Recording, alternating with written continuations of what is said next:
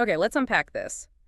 Have you ever looked at someone seemingly building wealth almost effortlessly? Yeah, while others, they work incredibly hard but just seem to struggle to get ahead. Exactly.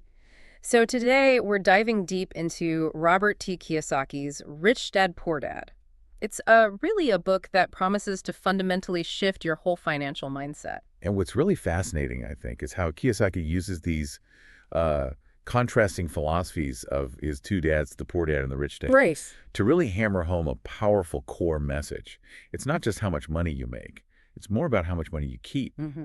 That's the key. So this deep dive, we'll explore that emphasis on, practical financial education, strategic investing, and really the spirit of entrepreneurship. And our mission here is to pull out those crucial insights for you. We're focusing on how different ways of thinking about money can dramatically affect your life outcomes. Moving beyond just the standard path, right? Yeah. Like the traditional job and savings account model. Precisely. We want to distill those real eye-opening nuggets from the book. Okay. And here's where it gets really interesting, I think. The book introduces this idea, it's pretty transformative, that the rich don't work for money. Right.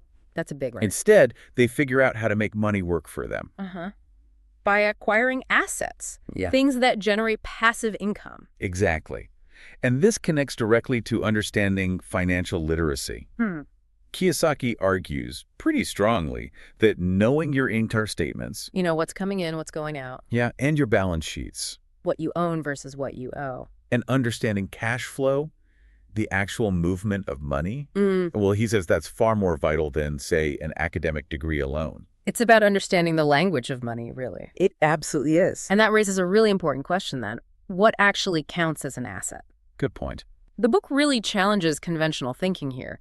It suggests that even your house, well, it might actually be a liability. If it's not putting money in your pocket each month. Right. Exactly. If it's taking money out, mortgage, taxes, upkeeping, it's functioning like a liability in his model. An asset, for Kiyosaki, is anything that generates income for you. Like rental properties or maybe stocks that pay dividends. Precisely. Dividend-paying investments, businesses you own but don't have to actively manage day to day. He really encourages you to mind your own business. Meaning build your own assets. Yes. Build your own column of income-generating assets.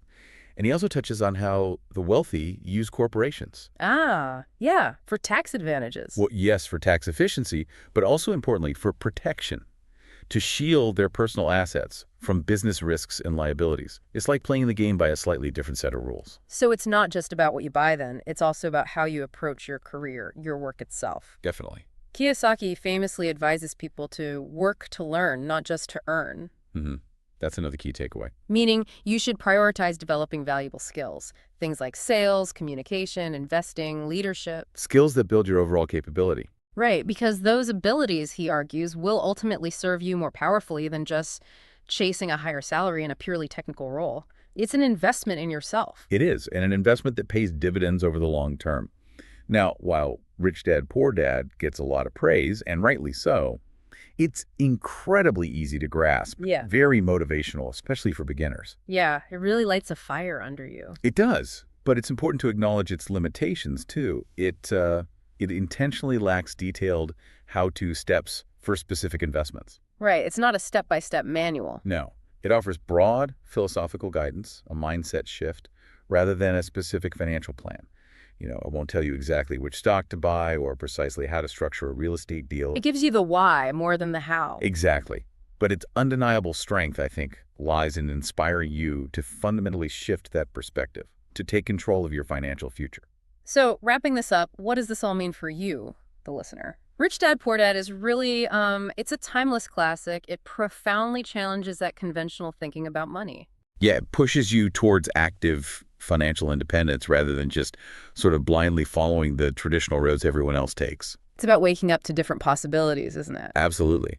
And if we connect this to the bigger picture, it just underscores this profound idea that knowledge, especially financial knowledge, is truly paramount. It's power. Which brings us, I think, to Kiyosaki's ultimate insight in the book.